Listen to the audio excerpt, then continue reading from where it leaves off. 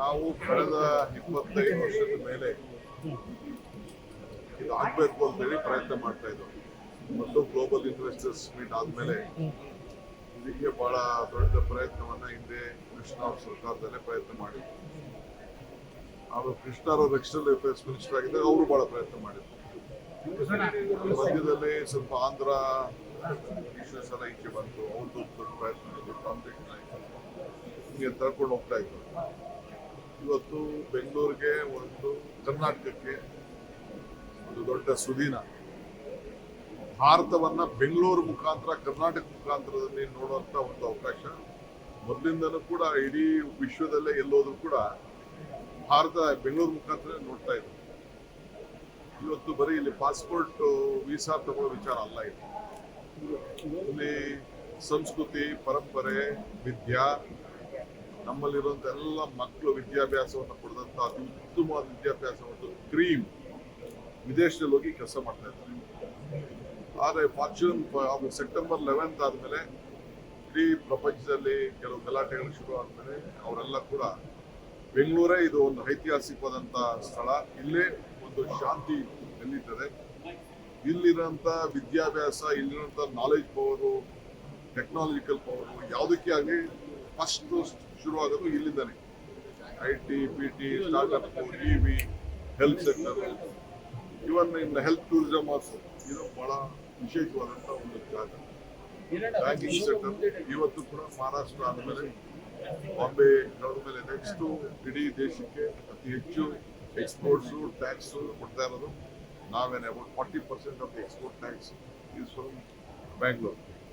So ಮುಂದಕ್ಕೆ ಒಳ್ಳೊಳ್ಳೆ ಯೂನಿವರ್ಸಿಟಿಗಳೆಲ್ಲ ಬಂದು ಇಲ್ಲಿ ಟೈಪ್ ಮಾಡಿ ನಮ್ಮ ಮಕ್ಕಳು ಅಲ್ಲಿ ಹೋಗೋದು ತಪ್ಪಿ ಇಲ್ಲಿಂದ ಬಯೋಲ್ಯಾಟ್ರಲ್ ಆಗಲಿಕ್ಕೆ ದೊಡ್ಡ ಸಂಪರ್ಕದ ಒಂದು ಸೇತುವೆ ಆಗಿ ಬೆಳೀತದೆ.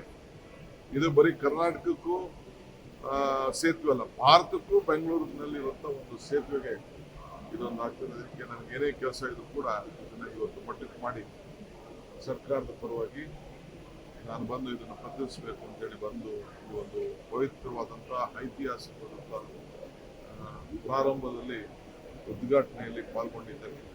ನಾನು ಅಮೇರಿಕನ್ ಅಂಬಾಸಿಡರ್ಗೆ ಮತ್ತು ದೇಶದ ಜೈಶಂಕರ್ ಅವರು ಕೂಡ ನನಗೆ ಭಾಳ ಸಂತೋಷ ಆಯಿತು. ಜೈಶಂಕರ್ ಅವರ ತಂದೆ ಇಲ್ಲೇ HAL ಅಲ್ಲಿ ಅವರು ಚೇರ್ಮನ್ ಆಗಿದ್ದಾರೆ. ಇಲ್ಲೇ ಅವರು ನಮ್ಮ ಕರ್ನಾಟಕದಲ್ಲೇ ಹಿಂದೆ ಕೆಲಸ ಮಾಡಿದಂಥ ಇತಿಹಾಸ, ಶಾಲೆಗೆ ಹೋಗಿದ್ದಂಥ ಇತಿಹಾಸವನ್ನು ಅವರು ನೆನಪು ಮಾಡ್ಕೊಳ್ತಾ ಇದ್ರು. ಸೊ ಭಾಳ ಜನ ಪಾರ್ಲಿಮೆಂಟ್ ಮೆಂಬರ್ಸ್ ಎಲ್ಲ ಇಲ್ಲಿಂದ ಕೂಡ ಹೋರಾಟ ಮಾಡ್ಕೊಂಡು ಬಂದಿದ್ದಾರೆ. ಇವತ್ತು ಎಲ್ಲದಕ್ಕೂ ಕೂಡ ಇವತ್ತು ಸಕ್ಸಸ್ಫುಲ್ ಆಗಿದೆ. ನಮ್ಮ IT-BT ಮಿನಿಸ್ಟ್ರು, ನಮ್ಮ ಇಂಡಸ್ಟ್ರೀಸ್ ಮಿನಿಸ್ಟ್ರು ಅವರು ಕೂಡ ಎಲ್ಲ ಭಾಳ ಒತ್ತಾಯ ಮಾಡಿ ಗ್ಲೋಬಲ್ ಇನ್ವೆಸ್ಟರ್ಸ್ ಮೀಟನ್ನು ನಾವು ಮಾಡ್ತಾ ಇದ್ದೀವಿ. ಸೊ ಬೆಂಗಳೂರಿಗೆ ಭಾಳ ದೊಡ್ಡ ಭವಿಷ್ಯ ಇದೆ. So brand Bengaluru, brand Karnataka, brand India.